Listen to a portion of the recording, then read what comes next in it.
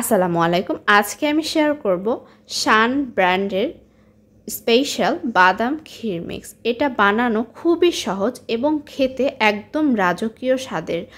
তো চলেন শুরু করা যাক। যে কোনো সুপার শপে আপনারা এই ক্ষীর মিক্সটা পেয়ে যাবেন। তো আমি এর জন্য প্রথমে 1 লিটার দুধ নিয়েছি। দুধটা অনেক ঘন, তো তারপরে আমি দুধটা গরম হতে দিয়েছি। একটু গরম হওয়ার পরে পুরো প্যাকেটটা মানে যে বাদামের মিক্সটা আছে সেটা দুধের ভেতরে ঢেলে দিব। এর ভেতরে অনেক রকম বাদাম আছে, জাফরান আছে। বাদামের পরিমাণ যে এত বেশি, যেহেতু এটা বাদাম ক্ষীর, এর জন্য বাদামের পরিমাণ খুব বেশি। আর ফ্লেভার এতটা ভালো, একদম রাজকীয় স্বাদের।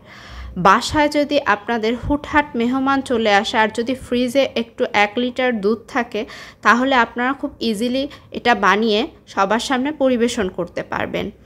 তো এই যে আমি অনবরত নাড়ছি, আপনাদেরকেও নাড়তে হবে। 15 থেকে 20 মিনিট এটাকে রান্না করতে হবে। এত সহজ রান্না করা, কোনো চিনিও দরকার হয় না, কিছুই দরকার হয় না। জাস্ট দুধের ভেতরে দিলে 15 থেকে 20 মিনিট এভাবে নেড়ে নিলেই তৈরি হয়ে যাবে শান বাদাম ক্ষীর মিক্স। তা আমি এই যে অনবরত নাড়ছি, দেখেন ঘন হয়ে আসছে আস্তে আস্তে। না নাড়লে কিন্তু নিচে লেগে যাবে, দলা পেকে যাবে, তাই নাড়তে হবে।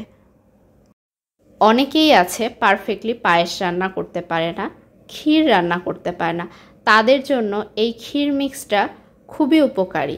উপকার হলেও হতে পারে আপনাদের আজকের আমার এই রেসিপিটা।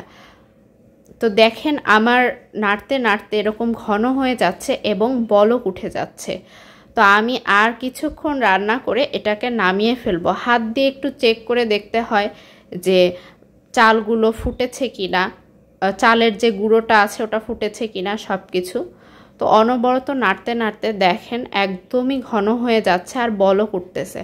যখন বলক উঠে গায়ে ছিটে আসবে বা একদম ভালো মতো বলক উঠে যাবে, তখনই বুঝতে হবে যে এটা হয়ে গিয়েছে। তারপরে নামিয়ে ফেললেই হবে। এটা রান্নার পর সার্ভ করে ফ্রিজে রেখে তারপরে খেলেও এতটা মজা লাগে কি বলবো, অনেক বেশি মজা লাগে। সেটা অপশনাল, ফ্রিজে না রেখেও খেতে পারেন, অপশনাল, পুরোটাই আপনাদের ইচ্ছা। এই যে আমি সার্ভ করে নিয়েছি, দেখেন কতটা লোভনীয় হয়েছে। আর আমি আবারও কিছু বাদাম দিয়ে ডেকোরেশন করেছি, এটাও অপশনাল। আজকের ভিডিও এই পর্যন্তই। ভালো লাগলে লাইক, কমেন্ট, শেয়ার করবেন। আল্লাহ হাফেজ।